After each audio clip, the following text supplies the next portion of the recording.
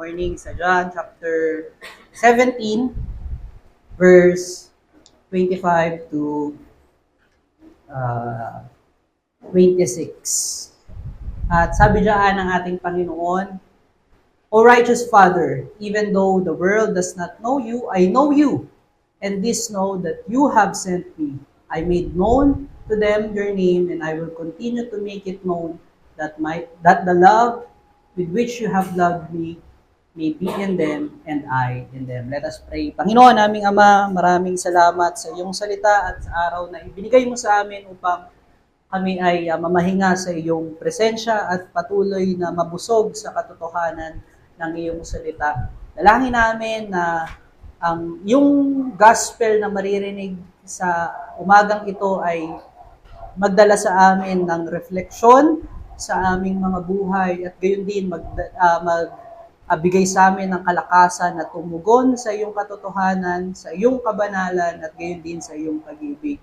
Ang dalangin namin sa banal na Espiritu ay gabayan kami sa aming pag-aaral, pakikinig upang ang aming maririnig ay may store sa aming mga kaisipan at gayon din mag-ugat sa aming puso at mamunga ng mabuting gawa para sa kapurihan ng iyong banal na pangalan. Maraming salamat, Panginoon. Ikaw ay dakilain at pasalamatan sa araw na ito. Ang dalangin namin ay sa pangalan ng aming Panginoon at tagapagligtas na si Jesus. Amen.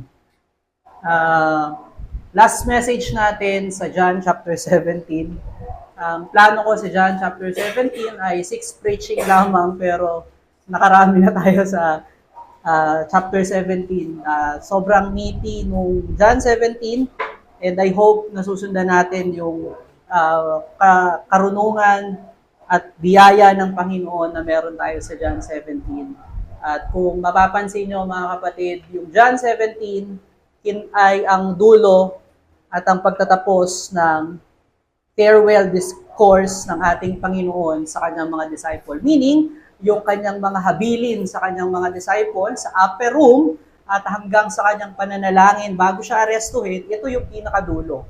At kung titignan natin yung chapter 13, kung saan nag-umpisa yung farewell discourse ng ating Panginoon, nag-umpisa iyon sa tema ng pag-ibig. At kung papansinin natin, sa closing ng John 17, ito ay nagtapos sa tema pa rin ng pag-ibig. At kung maalala natin, yung last preaching natin, pinakita doon yung desire ni Kristo na makasama yung kanyang mga disciple at mga naniniwala sa kanya ng mga mananampalataya sa kanya kung nasaan siya nandoon. Meaning, nandoon sa presensya ng kanyang Ama after ng death niya sa cross at kanyang resurrection, nandoon na siya sa presensya ng kanyang Ama. Nais niya yung mga disciples niya at yung mga nananampalataya sa kanya ay nandoon din. Makasama niya roon. At ang pagnanais niya, makita nila in person yung fullness ng glory ng triune God through His image. Personally, yun yung nais ni Kristo. Doon sa verse 24 nitong chapter 17, yung nais ni Kristo, pinapakita yung desire ng isang umiibig sa kanyang mga disciple. At dito naman sa chapter sa verse 25 to 26, ipinapakita dito yung pag-ibig ni Kristo na siyang gumagawa ng ating kaligtasan, nagsusustain ng ating kaligtasan until doon sa kanyang naisin na mangyari sa verse 24. So, para mas maintindihan natin, tignan natin yung passage natin kung ano yung ibig sabihin. Kung titignan natin sa verse 24, yung address ng ating Panginoon sa kanyang Ama is Father. Kung ano yung relationship nila. Dito, bumalik siya sa righteous Father. Same nung kanyang address sa verse 6. Holy Father. Sa verse 11. Same nung kanyang address dun sa kanyang Ama. Ang pinapahayag nito, nais niyang ipaalala kung sino yung nag-send sa kanya. Ipinapaalala nito yung character nung kanyang Ama. Ang righteous Father, ay makikita natin, o yung kalwalhatian o yung katwiran ng righteous Father ni Kristo, ay makikita natin sa kanyang judgment. Makikita natin yung kanyang comparison sa dalawang tao. Para masabing righteous yung kanyang ama, ipinakita ni Kristo yung dalawang kind ng people.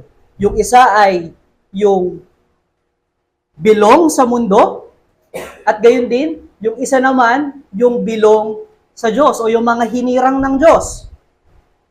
Makikita natin na yung world is under the wrath of God, at yung mga belong naman kay Kristo sa kaligtasan at buhay ay biniyayaan ng kaligtasan. Sabi ni Kristo dyan, the world do not know you, but I know you. At yung mga disciple ko na naniniwala sa akin, ay nakilala ka na. Makikita natin sa verse 26. At another thing na merong pagkakaiba yung dalawang tao o uri ng tao, yung isa ay nakareceive ng judgment at yung isa naman ay yung world ay nakareceive ng judgment that they are eternally condemned, at yung belong naman kay Kristo receives, the Father received them in His kingdom and His family. Tinanggap sila ng Diyos sa kanyang kaharian at gayon din sa kanyang pamilya.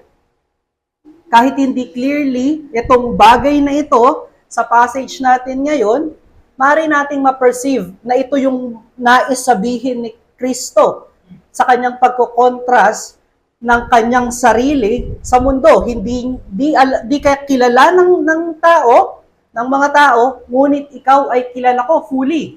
At mareremind tayo nito sa verse 3. Ano yung pagkakakilala sa Diyos? Equivalent yun ng eternal life. Ang kabaligtaran ng eternal life is eternal condemnation. Makilala, ang eternal life is salvation. At ang kabaligtaran ng salvation is wrath of God.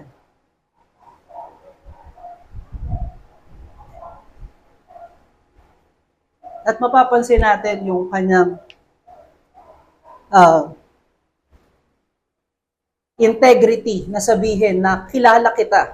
Ito ay nagpapatunay na sila ay iisa ng Ama. One in their will, one in their act, one in their works. Makikita natin yung kanilang pagiging isa doon sa perfect obedience ng kanyang anak, ng anak sa kanyang ama. At dahil doon sa perfect obedience ni Kristo, mga kapatid, nakilala natin kung sino ang Diyos. Dahil si Kristo ay may perpektong pagkakilala sa kanyang Ama, nakita natin yung perpektong righteousness din. Yung inaakala nating dating righteousness, sa mata ng mundo, hindi pala iyon yung righteousness. Makikita pala natin yung righteousness kay Kristo. At makikita natin yung pag-ibig dun sa atoning work ni Christ sa krus ng Kalbaryo. Walang responsibilidad ang Diyos na iligtas tayo. Ngunit sa kayamanan ng kanyang grasya at pag-ibig, ibinigay pa niya yung kanyang anak para maging katubusan sa ating mga kasalanan.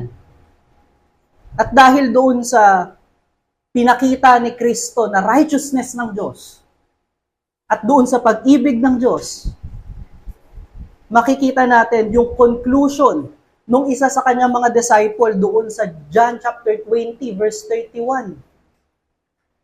Sabi diyan, si Kristo ang anak ng Diyos, imposibleng magkaroon ng righteousness ang makasalanang tao, at walang makakaabot sa righteousness na nakita natin kay Kristo, kaya siya yung anak ng Diyos. Tunay siyang Diyos at tunay siyang tao. O naging tao. At dun sa pag-ibig ni Kristo o sa grasya ng meron kay Kristo, nakita natin na tanging dun sa righteousness niya at sa perfect work niya, nagkaroon ng kaligtasan.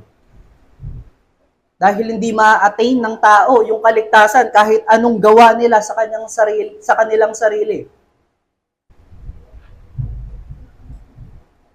At ito yung knowledge na ating tinanggap. In fact, ito yung puso ng gospel na ito. That we may know Christ, that He is the Son of God and He is the Messiah. Hindi natin itanggi na siya yung anak ng Diyos at siya yung natatanging kaligtasan para sa atin. Ngunit itong revelation na ito, maaari nating sabihin, alam din naman ng mga atheist yan. Nababasa nila yan. At ginagamit pa nila yan sa pakikipag-discourse sa mga nananampalataya.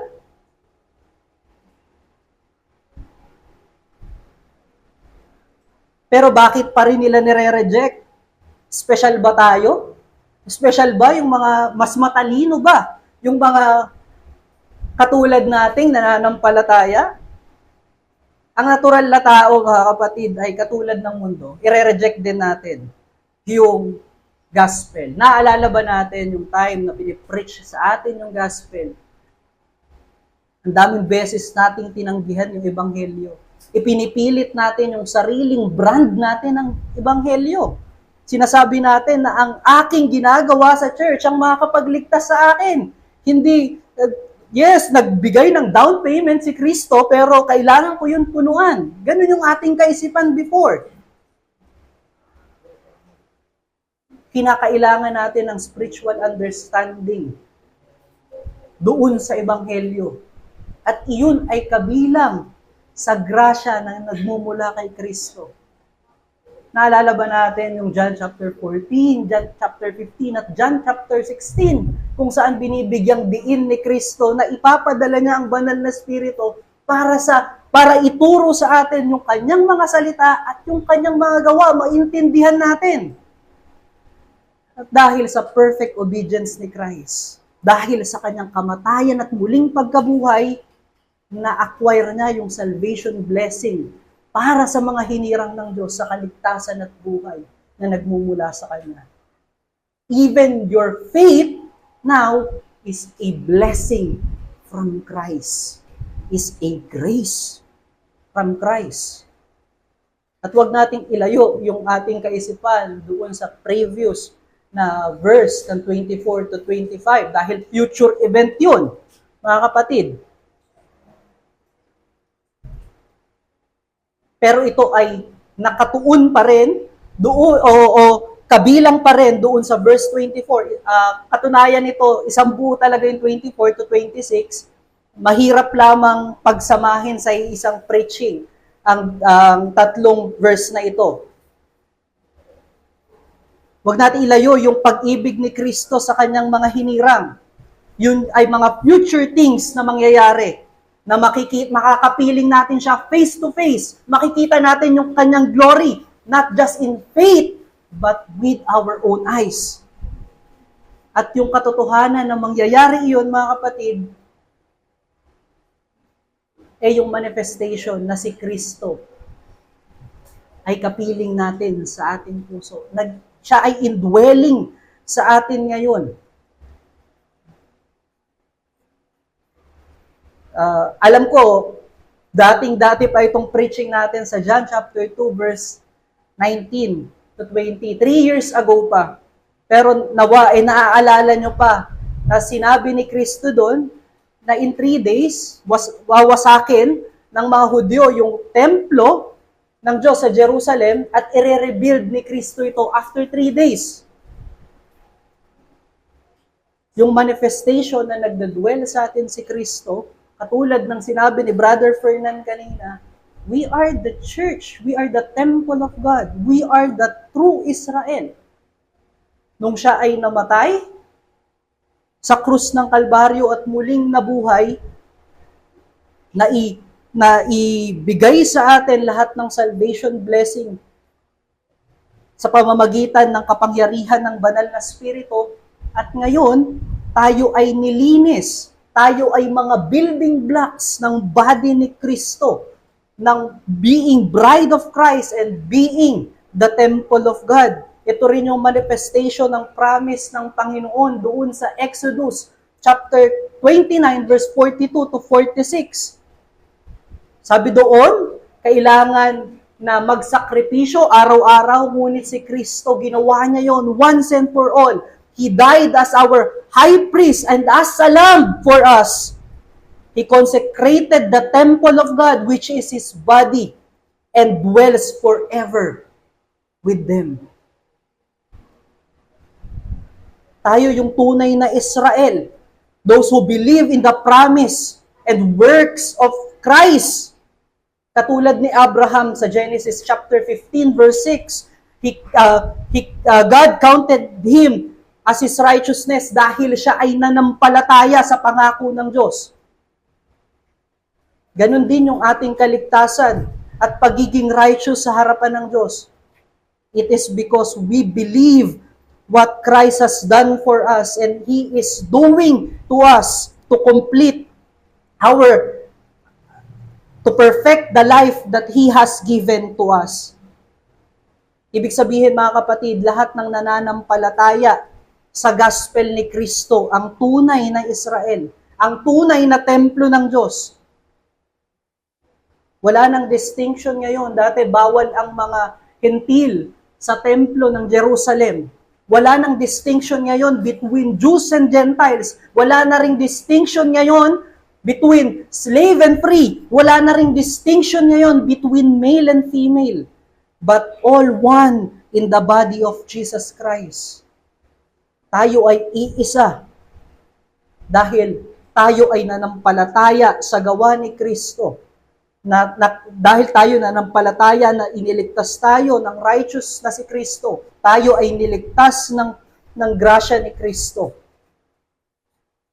Ano yung importance na malaman na yung knowledge ni Kristo o yung gospel ni Kristo na ay nagbigay sa atin ng salvation and life? Yun ay same. Yung gospel is also the knowledge that progressively working in us to complete the good work that God has started in our lives. May pinangako siya mga kapatid sa verse 24. At ito yung way niya na isa katuparan yung kanyang pangako. Pino-perfect niya yung life natin. Remember, hindi nagko-commune at nag-i-indwell ang Panginoon sa marurumi, sa mga madusing at makasalanan. Ngunit nilinis tayo ni Kristo. Kaya tayo tinanggap sa pamilya at sa kingdom ng Panginoon.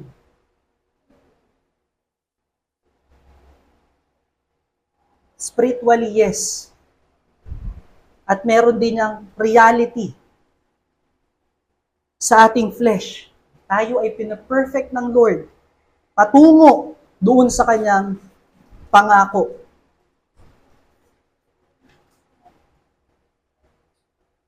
At dahil sa gawa ni Kristo na yan, makikita natin yung kadakilaan ng kanyang pag-ibig. Siya ang gumawa, siya ang nagbiyaya, at siya yung patuloy na nagsusustain. At siya rin yung mag-glorify doon sa kanyang mga pinagtrabahuan. Kaya yung title natin ngayon, marahil, nakukuha nyo na kung bakit yan yung ating title sa umagang ito. At dyan sa title na yan, meron lang tayong dalawang mensahe.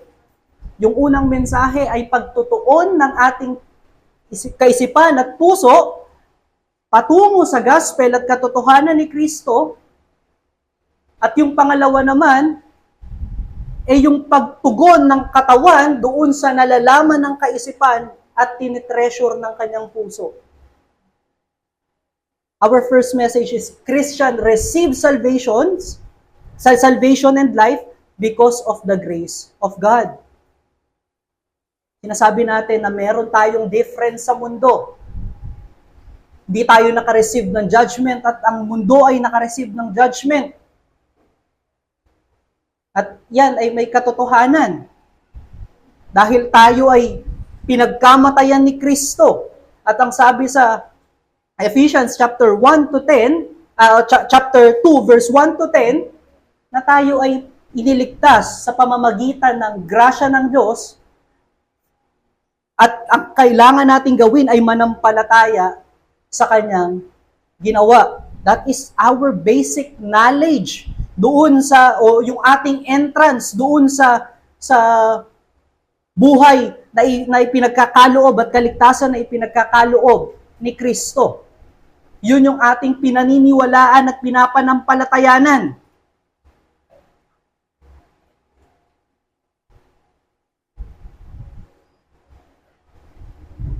Ang revelation ni Kristo, yung gospel ni Kristo, is our very necessity o yung ating pinaka-kinakailangan sa buhay.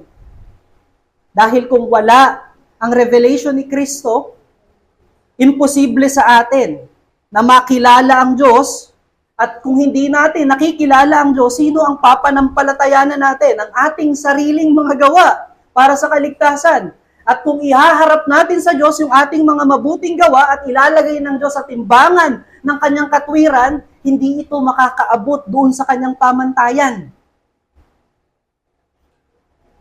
Pwede natin i-recall yung sinabi ni Apostle Paul sa Romans chapter 1 verse 17. The gospel is the power of God for salvation. Hindi yung gawa natin at hindi yung kahit ano. Ano pa mang pwede nating ipagkaloob sa Diyos? Tanging yung pananampalataya sa gospel. That is why yung gospel ang ating necessity in life. Paano natin makikilala ang Diyos? Paano natin masasalamin yung ating kasalanan? Kung wala yung gospel ni Kristo. Kung wala ang gospel, katulad lang tayo ng mundo, na patuloy na namumuhay sa kanyang kasalanan o sa kanilang kasalanan. Hindi tayo pupunta sa Diyos, lalapit sa Diyos upang manampalataya at magsisi sa ating kasalanan. Paano natin makikita ang perfect righteousness ng Diyos kung wala ang gospel? Kaya ako nasabing, ito yung great necessity natin in life dahil ito yung mensahe ng Ebanghelyo. Alam nyo mga kapatid, sa 36 to 37 years, 37 to 38 years na nabubuhay ako sa mundo, last year ko lang nalaman kung bakit hinuhugasan yung bigas. Ang dati, ang akala ko kaya hinuhugasan yung bigas dahil nakabilad siya doon sa palengke, baka nalalangawan, nahalikabukan. Kaya ang turo sa akin, 3 beses mo hugasan yan. Simula bata pa ako, ganun yung turo sa akin. Pero minsan ginagawa akong 2 kasi sabi ko naman, 2 is enough na eh. Natanggal na siguro yung dumi nun eh. Pero nung nalaman ko na ang dahilan, isa pala sa main na dahilan kaya hinuhugasan yung bigas, para matanggal yung starch sa kanyang, doon sa bigas. At yung starch, mga kapatid, pag ang pagkain ay may starch, madaling mapanis. Last year ko lang siya nalaman. Kaya nung nalaman ko siya, lagi ko nang hinuhugasan, katulad ng mga Japanese and Korean, na hanggang maging transparent yung kulay niya. Kasi ayoko maghugas, unang-una, ng panis na kaldero, ang hirap. Una, mabaho, tapos slimy. Isa pa, nakakapanghinayang pag napapanis ang pagkain. Kaya simula nun, religiously, hanggang maging transparent na yung aking paghuhugas ng bigas. At kung titignan natin, small matter in life lamang yun, pero naapektuhan yung aking kilos. How much more na malaman natin na tayo ay makasalanan, na tayo ay hindi karapat-dapat sa harapan ng Diyos. How much more malaman natin na tayo ay nabubuhay ngunit leading to death and condemnation. At may ibinibigay na grasya ang Diyos. kundi ang pananampalataya at pagsisisi sa kasalanan. Hindi ba nito babaguhin ang ating pag-iisip at malaman na napakabuti ng Diyos? At malaman na hindi talaga ako karapat-dapat at yung aking mga gawa ay patuloy lamang na rebellion against sa Diyos kung hindi ako nananampalataya kay Kristo. Iyon yung kapangyarihan ng gospel. Iyon yung pagre-reveal ng truth, ng holiness ng Diyos at sinfulness ng tao. Iyon ay nagpapakita ng inability ng tao na iligtas ang kanyang sarili at nagpapakita ng dakilang pag-ibig at kabutihan ng Diyos na siya ay humirang upang iligtas sa kanyang galit.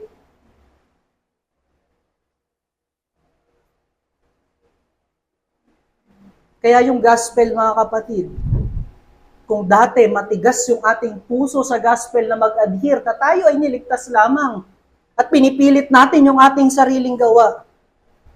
The revealed truth of Christ o the knowledge of Christ turn our hearts of stone into heart of flesh. Kung wala yung ebanghelyo ni Kristo, hindi natin makikita yung ating kawalan ng kakayanan. Kung wala yung ebanghelyo ni Kristo, hindi natin matatagpuan yung dakilang grasya ng ating Diyos.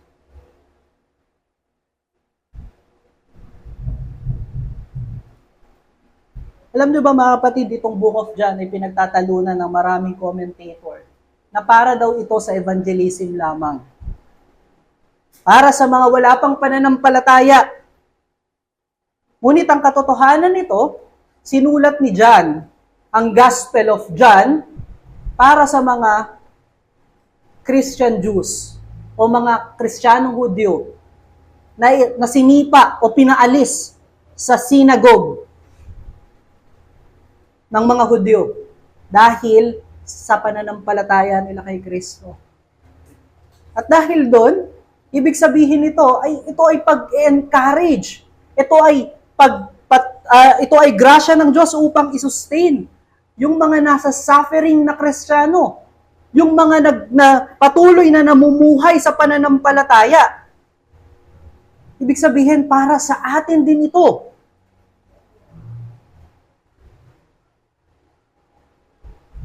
Kung titignan natin yung mundo, mga kapatid, consistent sila kung ano yung kanilang pinaniniwalaan. Kung saan sila belong. They are belong doon sa mga i-judge to condemnation. They are belong to the wrath of God. At paano natin malalaman na sila ay belong sa wrath of God? Makikita natin sa buhay ni Kristo. Pinersecute nila si Kristo at pinatay. Dininay nila yung katotohanan na ipinapahayag ni Kristo. Sinoppress nila yung katotohanan ni Kristo. Tinry nilang pasinungalingan yung resurrection ni Christ. At yun ay same na persecution na mararanasan ng mga nananampalataya kay Kristo. Makikita natin yan dun sa verse 14 to verse 15. Yung hatred ng mundo, yung temptation ni Satan. Naranasan din ni Kristo yung temptation. Kaya naman, kahit tayo ay ligtas na, kinakailangan natin pa rin yung gospel. At yung gospel pa rin yung ating necessity in life.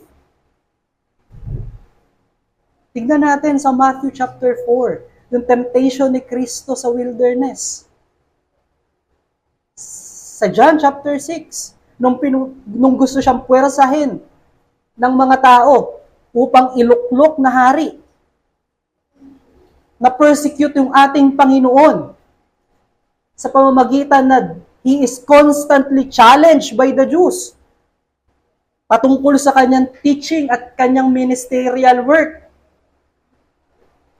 Pinersecute siya unto death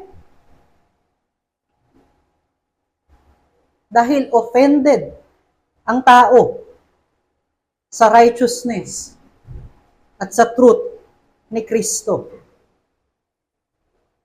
Ito ay same din sa atin, sa mga nananampalataya kay Kristo.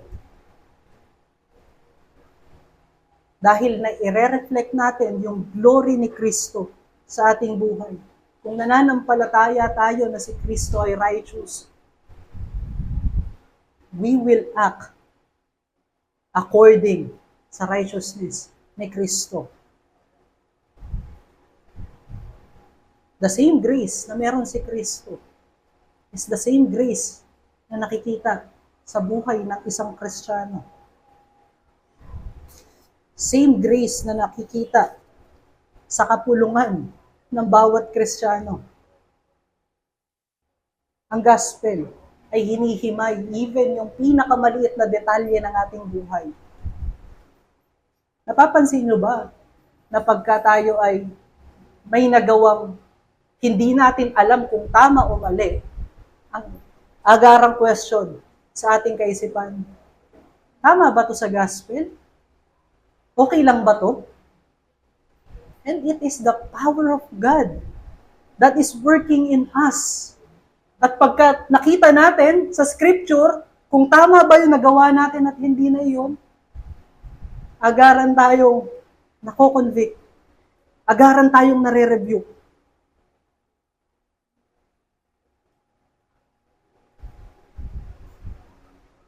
Ang gospel ay binabago tayo from one glory to another hanggang tayo ay maging transform sa image ni Kristo. Imagine niyo yung great temptation na dinaanan ni Kristo. At gayon din, dahil pinangako niya na may tribulation sa mundo na mararanasan natin, may temptation ni Satan at ng ating kasalanan na mararanasan natin, kung gaano kabigat iyon, saan tayo huhugot ng knowledge to protect the testimony of the gospel and to protect our own testimony. Kung wala ang gospel, magwa-wonder yung ating buhay sa mundo.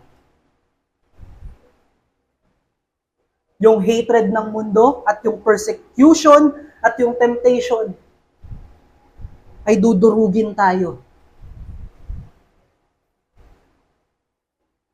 Saan tayo makakakuha ng knowledge para tayo ay ma-preserve? Ito ay sa ebanghelyo ni Kristo, sa karunungan ni Kristo. Again, Romans chapter 1, verse 17. The just shall live by faith. Kung ano yung pinapanampalatayanan mo, yun ang natin dapat ipamuhay. Just like the world, they believe they can save themselves. They believe the glory ay yung applause ng tao, yung approval ng tao, consistently, pinapamuhay nila. We know this is the truth of God. Kailangan nating ipamuhay ito. Huwag nating palampasin din yung dun sa Romans chapter 1. So mga susunod na verse nun, kung saan pinroclaim ni Pablo yung buhay ng ungodly. Verse 18 to 23. Verse 19 to 20, they deny the truth, they suppress the truth. Verse 21 to 23, they rebel against God by submitting their lives to the idols and the guidance of their own selves. Meron ba tayo pang natitirang ganito? I-reflect natin sa katotohanan ni Kristo. Kung tayo ay nagsosuppress pa ng truth, kung nagde-deny pa tayo ng gospel ni Kristo, kung sinasubmit pa natin yung ating sarili sa ating own brand of God, of own brand of Jesus Christ. Reflect natin yung ating sarili sa katotohanan ng Diyos.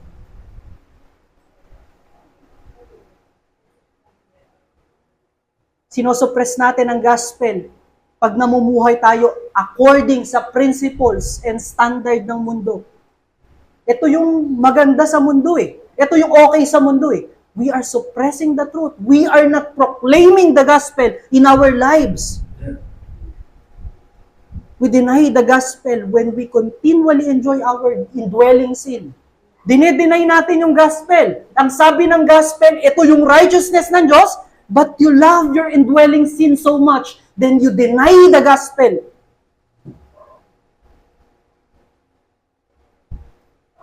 We submit our lives to the idols if we let our sinful desire dictate our lives. Yun yung importance ng knowledge ng Diyos na namumula kay Kristo.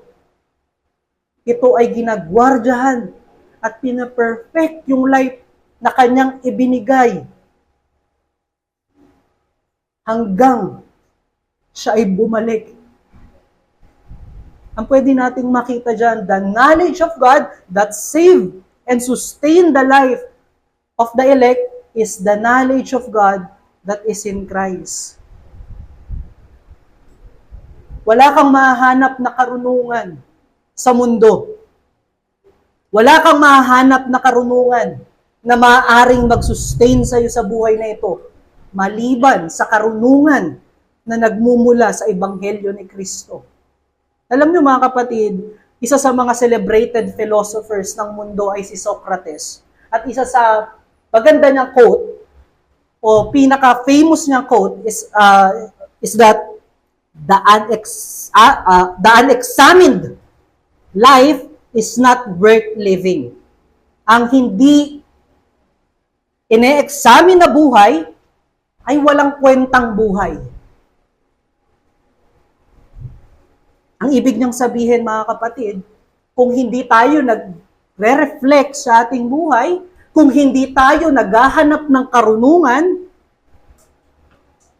meaningless at walang purpose yung buhay na ating isinasapamuhay. To some degree, nag-agree ako kay Socrates. Dahil, tignan natin yung mga taong galit na ma-criticize, galit na maturuan. Ano yung ating thinking sa kanila? Sila ay foolish sa kanilang ways. Sila ay nagiging stagnant, walang progreso. Ito ay same sa mga nananampalataya at sumusunod kay Kristo. Dahil binigyan tayo ng buhay ni Kristo, ang otoridad na ng ating buhay ay ang kanyang ebanghelyo. Ang desire na natin ay makilala si Kristo. At dahil ang desire natin na ay makilala si Kristo at sundan si Kristo, we examine our lives in the light of His gospel. Sabi sa 2 Timothy chapter 3 verse 16 to 17, ang gospel ay profitable for teaching, for reproof, for correction, and for training in righteousness. Wala tayong righteousness sa ating sarili. Inilagay lamang sa atin ni Kristo yung kanyang righteousness. At dahil nasa atin na yung kanyang righteousness, huwag natin itong hubarin. Patuloy nating isuot sa pamamagitan ng patuloy na pagkilala sa Kanya. Kung nakita natin yung beauty ng person ni Christ, ide-desire natin na maitama yung ating ways, thought, and how we act sa pamamagitan ng pagtuturo niya sa atin ng kanyang righteousness. At yun ay maa-attain natin pag tayo ay saturated sa knowledge ng gospel ni Kristo. Maima-manifest ng ating life yung kalwalhatian ni Kristo sa mundo. Kaya naman, instead na gamitin natin yung words ni Socrates, gamitin natin yung word ng knowledge ni Kristo na meron dito sa ating passage ngayon. At pwede nating sabihin na the unexamined life through the light of the gospel is a life that is not worth living. Dahil kung wala si Kristo, Wala rin tayong buhay. Katulad lang tayo nung mga nasa mundo na walang pananampalataya, namumuhay nga ngunit naglalakad patungo sa kamatayan. Ang pinupunto natin dito mga kapatid, the knowledge of God is manifested in the life of those who believe. Kung ikaw ay nananampalataya, kung ikaw ay nakatanggap ng knowledge mula kay Kristo sa pamamagitan ng Ebanghelyo, dapat nakikita yan sa iyong buhay. Again, we see the world. They are consistent to the knowledge that they have.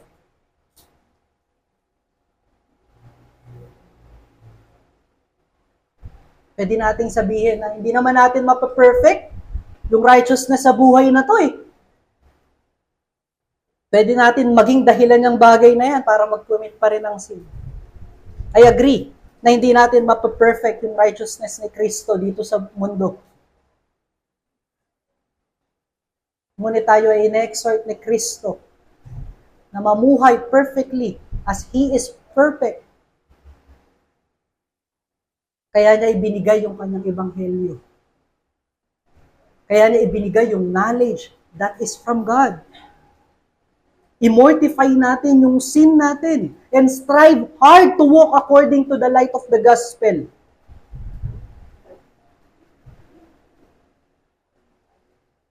Ine-enable tayo ng ebanghelyo na mamuhay according sa gospel by providing constantly yung truth na ating natanggap kay Kristo. Romans chapter 10 verse 17. Faith comes from hearing and hearing the word of God.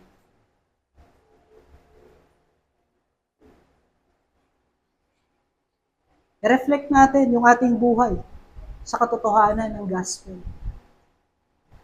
I-reflect natin yung courtship ba natin is according to the gospel? Yung fellowship ba natin is according to the gospel?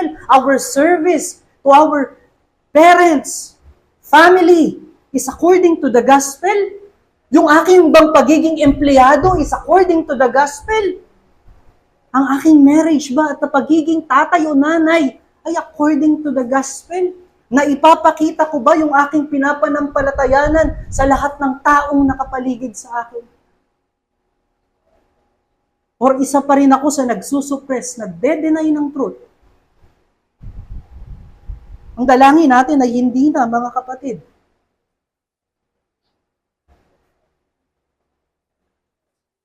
Yun yung kahalagahan ng Ebanghelyo. Binasa kanina ni Pastor Ier yung Psalms chapter 23. Makikita natin doon na ang Diyos, si Kristo, who is our great shepherd, ay hinahayaan tayong kumain sa green pasture. At yung green pasture na yun is His gospel. Tayo ay pinalalago niya. Sinusustain niya yung life by His righteous life. At makikita natin doon, sometimes we wander sa mundo. That is why meron siyang rod at meron siyang staff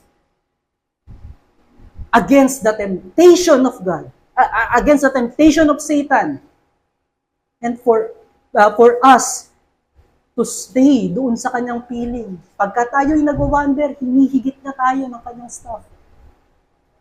Pag tayo ay ina-attack ng temptation, ina-attack niya yung temptation with His rod. And that is His word.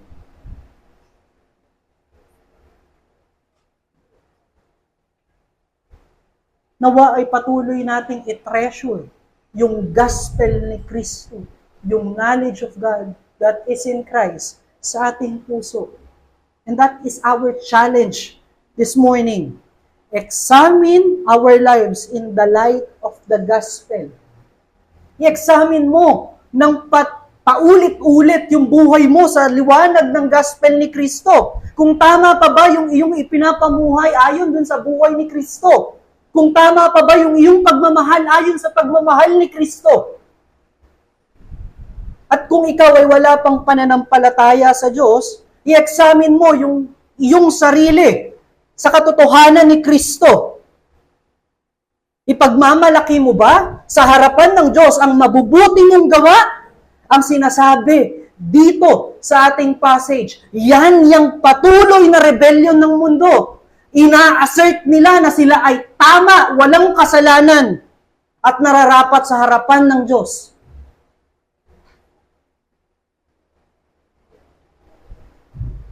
Ngunit ibinigay ni Kristo yung kanyang knowledge at gospel sa iyo ngayong umaga. Ipinapakita niya yung kanyang perfect righteousness na siya ay namatay para sa iyo kung ikaw ay mananampalataya sa kanyang ginawa at sa kanyang persona. At yun ang makakapagligtas sa iyo. Talikuran mo at bitawan mo yung kaisipan na yan. At manampalataya ka at magsisi ka sa iyong kasalanan. Para sa mga members ng church, tayo ba ay patuloy pa rin na ine-enjoy yung ating sin, indwelling sin? I-reflect natin yung righteousness ni Kristo. I-reflect natin yung grasya ni Kristo sa ating buhay. Kung filthy sa harapan ni Kristo yan, dapat filthy rin sa atin yan. At itong naririnig mong ebanghelyo ngayong umaga ay biyaya ng Diyos at extension ng kanyang pag-ibig at pagpapakita ng kanyang patuloy na pag-ibig upang tawagin ka sa pagsisisi sa kasalanan. At manampalataya kay Kristo. Para sa mga struggling in life because of persecution, tribulation of the world. Marahil ikaw ay nagtatrabaho. Naiinggit ka sa mga katrabaho mong mas angat sa iyo dahil sa kanilang pandaraya. Marahil ikaw ay estudyante na patuloy na nakakakuha ng average grade lamang kahit na ikaw yung naghihirap sa inyong klase. Marahil ikaw ay isang tatay at isang nanay na nais na magbigay ng magandang buhay sa iyong mga anak, ngunit hindi mo maibigay dahil sa patuloy mong pamumuhay ayon sa righteousness ng Diyos.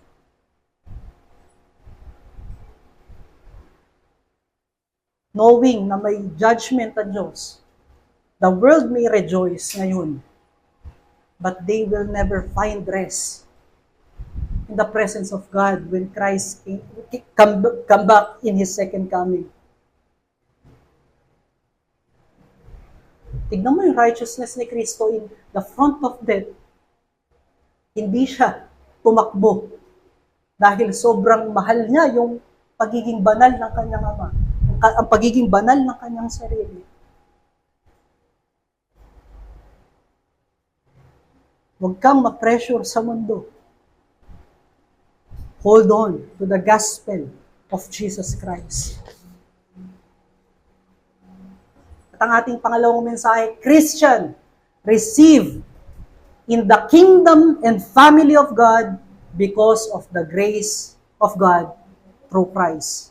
Tayo ay tinanggap sa kaharian ng Diyos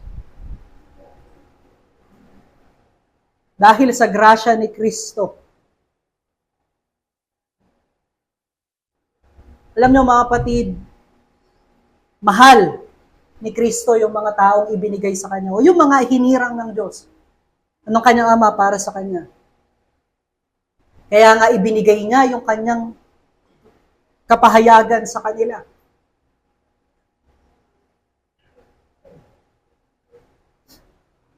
Tignan natin yung reason kung bakit patuloy na nire-reveal ni Kristo yung karunungan ng Diyos sa atin.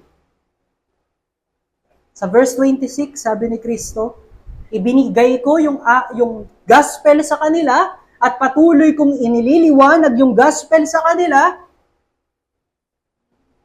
para that the love with which you have loved me may be in them and I in them. Para maranasan natin yung pag-ibig ng Ama ni Kristo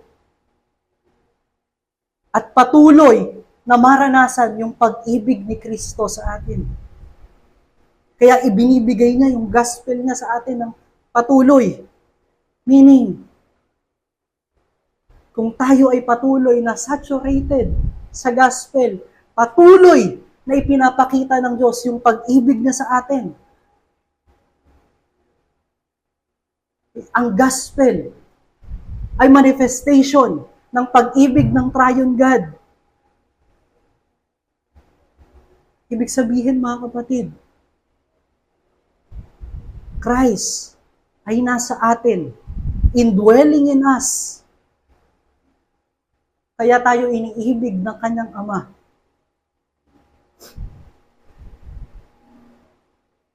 Remember, yung sinabi natin kanina, tayo ay katawan ni Kristo at siya ang ulo. Ibig sabihin, yung delight ng Father sa head ay hindi nagiging separate doon sa body. Isang buong tinitignan ng kanyang Ama, ang kanyang anak.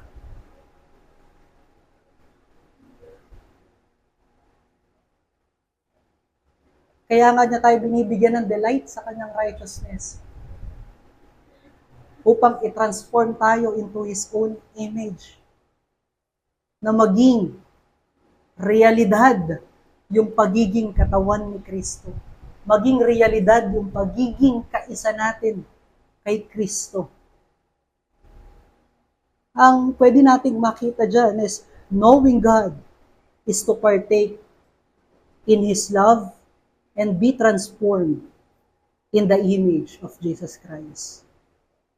Ang makilala ang Diyos ay pagpapartake sa pag-ibig ng Triune God.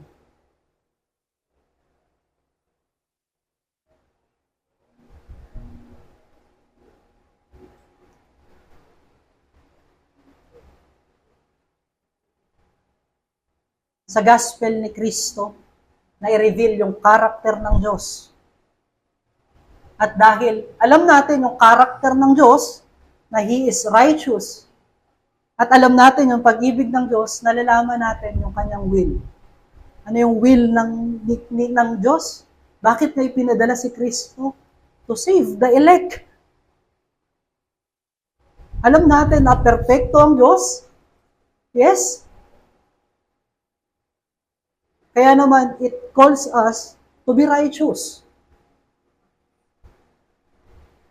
Nalalaman natin yung pag-ibig ng Diyos dahil binigyan niya tayo ng grasya.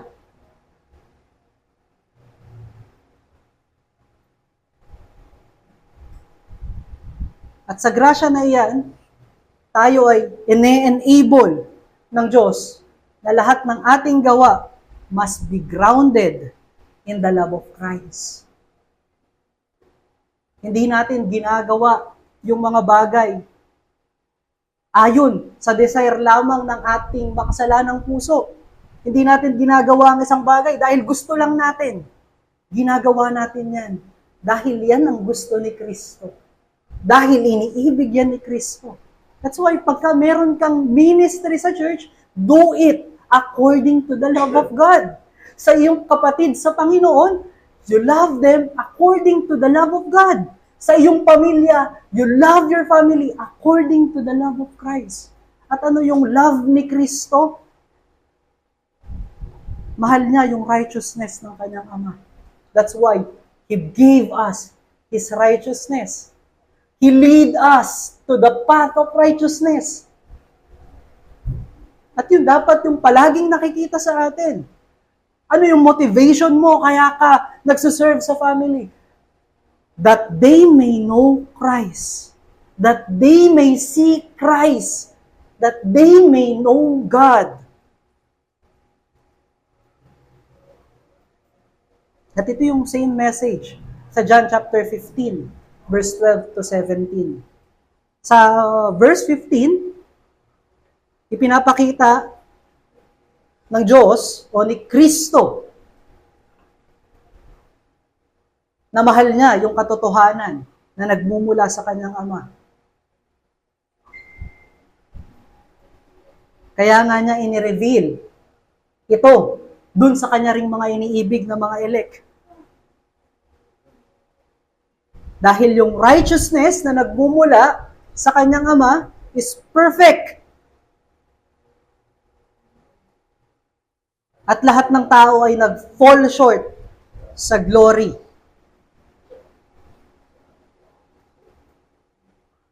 Ng kanyang Ama.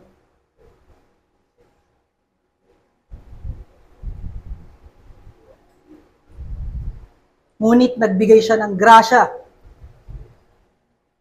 O nagbigay ang Diyos ng grasya sa pagbibigay ng kanyang anak bilang propitiation ng ating sin sa verse 13.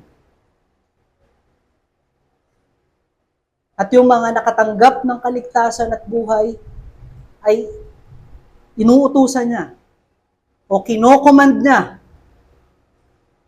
na mahalin yung kanilang kapatid sa pananampalataya and all people around them sa manner ng kanyang pag-ibig sa kanila.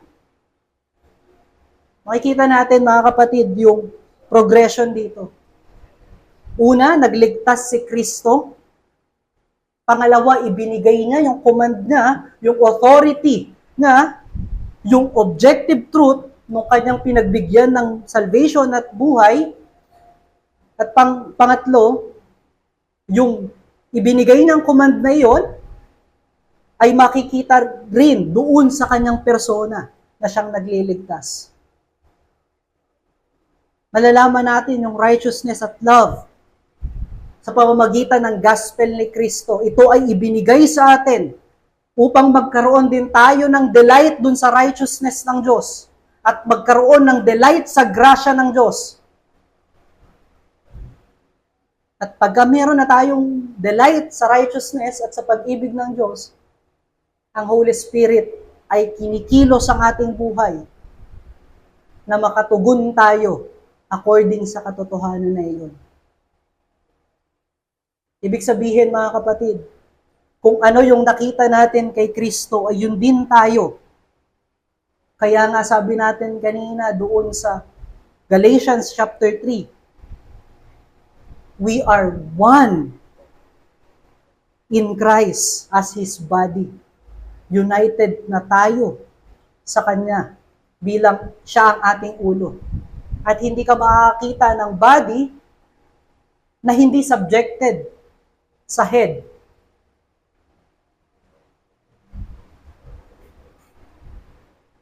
Na ang inuutos ng kanyang kaisipan ay gawin mo to, ngunit iba, taliwas doon yung kanyang ginagawa. Ang body ay sumusunod kung ano yung direktiba ng kanyang head. At ang maganda dito, mga kapatid, kung mahal ng Diyos yung ulo, mahal din niya yung katawan. Dahil the more we know Jesus Christ, the more we hate sin. The more we know Jesus Christ, the more we live according to His righteousness. The more we know Jesus Christ, the more we proclaim to the world His righteousness. The more we know Jesus Christ, the more we call all people to the grace of God.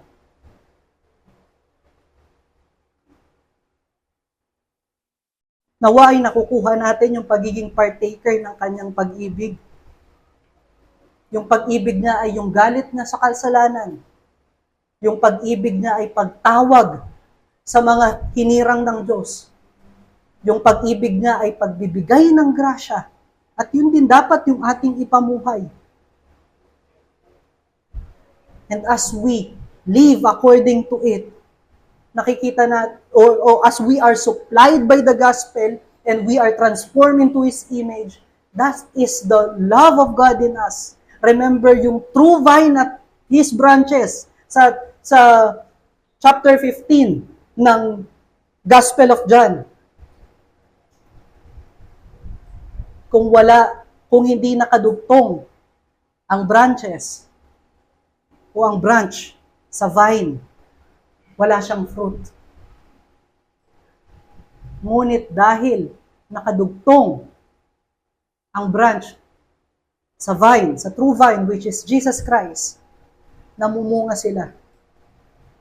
At imposibleng mamunga ng mansanas ang orange. Kung ano yung righteousness ni Kristo, kung ano yung pag-ibig ni Kristo, yun din dapat yung ating bunga. Ang pinupunto natin dito mga kapatid, the love of Christ is manifested in the life that is being transformed by the gospel. Yung pag-ibig ni Kristo na tayo ay lumalago, ay manifested sa ating paglago. Yung gospel ay manifestation na Christ dwelling in us. Yan yung kanyang supplication sa ating buhay. Yun yung pamamaraan niya na i-sustain tayo at i-perfect yung life na kanyang ibinigay sa atin. Tignan natin yung prayer ng ating Panginoon sa kanyang mga nananampalataya sa John chapter 17 verse 17. Sanctify them in truth. Your word is truth. Naalala ba natin ito? The Lord is asking His Father that His Father continuously immerse His disciples to the Word of God or the Word of Christ na kanyang inireveal sa kanila for them to be sanctified and purified. To be sanctified, to be like Christ. Hindi niya hiniling na bigyan mo sila ng magandang kotse, bigyan mo sila ng fame. But ang kahilingan ng kanyang Ama, that they remain in the revelation of Christ, in the knowledge of Christ.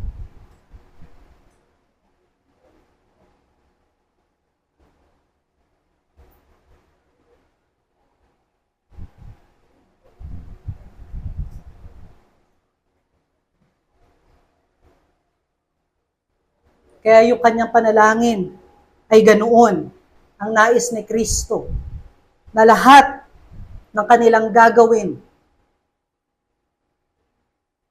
ay nakaugat kung ano yung pinahayag niya sa kanila. Kung ano yung sinasabi sa gospel, ay yun dapat yung ugat kung bakit natin ginagawa ang isang bagay. Yun ay sa pamamagitan ng kapangyarihan ng banal na Espiritu na ipaunawa sa atin yung katotohanan ng gospel. Yun ay sa pamamagitan ng ordaining power ng Ama o ordaining authority ng Ama upang ayusin yung sirkumstansya ng ating buhay na matutunan natin yung ating nauunawaan sa Ebanghelyo. Una, ang kapahayagan ni Kristo. Pangalawa, yung pagpapaliwanag spiritually ng Holy Spirit sa atin. At yung pag-ordain ng Diyos sa mga sitwasyon. Napansin ba natin sometimes na nalangin tayo na Lord, i-expand mo pa yung heart ko to love. And then suddenly, merong dadating sa church na opposite ng katangian mo at ng likings mo. Yun ay way ng Lord na expand yung heart mo like the heart of Christ na tayo ay opposite sa Kanya, tayo ay minahal niya. Makikita natin yung working ng triune God sa atin. The Father is the vine dresser. He prunes the branches for it to bear bountiful fruit. It means that the circumstance in life is the way of the Father pruning us, taking away indwelling sins for us to bear good fruit that is coming from the true vine. At yung Holy Spirit naman ay ninonourish tayo sa life sa pamamagitan ng Ebanghelyo ni Kristo. Pinalalago tayo sa karunungan, spiritual understanding sa mga salita ni Kristo. Ibig sabihin nito mga kapatid, lahat ng moment sa ating buhay, ang Diyos ay nagtatrabaho for us to bear fruit. At sino yung nagiging delightful pagka nakikita niya yung kanyang itinanim na puno ng ubas na namumunga ng marami? It is the vine dresser, which is the Father of our Lord Jesus Christ. Pag tayo ay remaining in Christ, tayo ay namumunga ng patuloy. At anong sabi niya dito sa ating passage sa verse 26? That the love that the love in which you loved me may be in them. Natutuwa siya sa branches na namumunga ng masagana. At kaya namumunga dahil nakakabit kay Kristo. Nag-glorify ang Ama. Ang gospel din, ang manifestation na tayo ay partakers ng perfect love ng Triune God. Dahil ang ating will, ang ating works is aligned with the will and works of the Triune God. Sabi sa Philippians chapter 2, verse 12 to 3, work out your salvation with fear and trembling. For it is the works of God para baguhin ang ating mga desire in life, para i-align yung ating will to His will. God is progressively aligning our hearts or our will to His will. Ganon din yung gawa ni Kristo. Ephesians chapter 2 verse 10. God is working in us that we live according to the truth of Christ. Para yung mabuting gawa ni Kristo ay maging mabuting gawa din natin.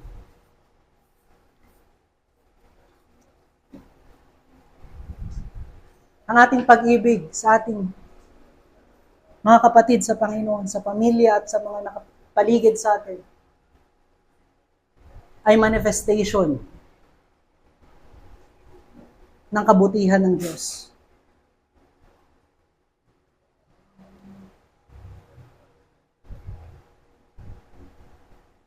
Minamahal natin yung ating mga kapatid sa Panginoon, yung ating pamilya, at yung mga taong nakapaligid sa atin kung pinoprotektahan natin yung testimony ng gospel.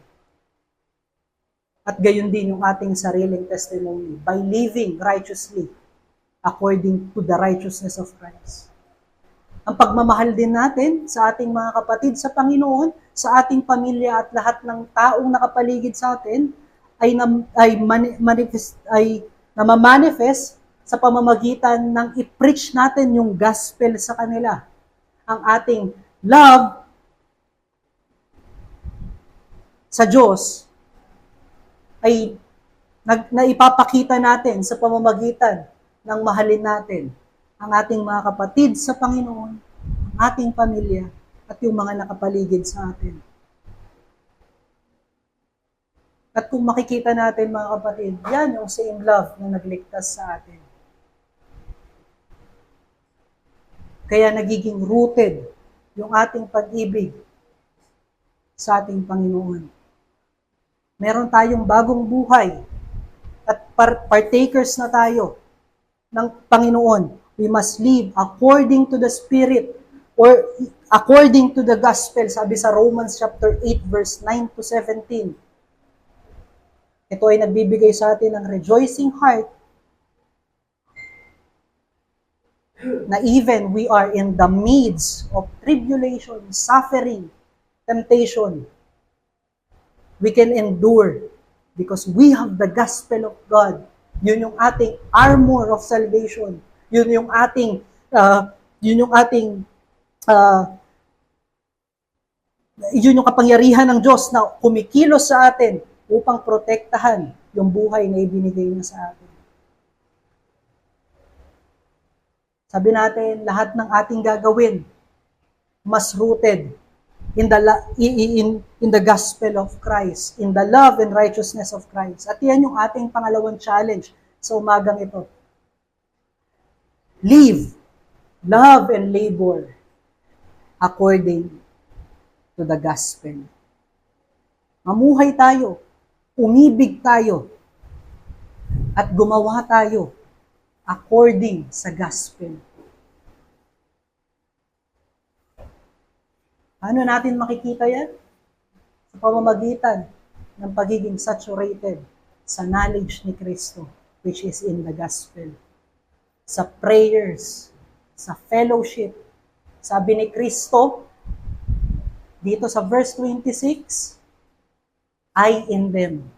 Kung si Kristo ay nasa atin at nagtitiwala tayo na si Kristo ay nasa mga kapatid natin, their exhortation about the gospel is the exhortation of Christ. Yan ay gospel din. Knowledge of God through the lives of our brethren. Sa sacraments, makikita natin yung perfect righteousness ng Diyos when He died for our sin. Makikita natin yung grasya ng Diyos that He let us to His kingdom and to His family dahil sa kanyang kamatayan at muling pagkabuhay.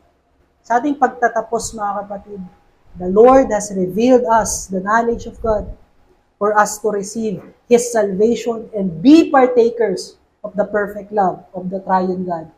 And to be partakers of the love of God is to partake in the person of Christ. Partake in His work, partake in His will, and we can partake in His will and work by being saturated in the knowledge of Christ that is in the gospel. Napakabuti ng Diyos, mga kapatid, na tayo ay kanyang sinusustain. May we treasure the gospel in our hearts, and may we respond that we constantly meet Him by reading the gospel every day and in every Lord's Day. Let us pray. Panginoon naming Ama,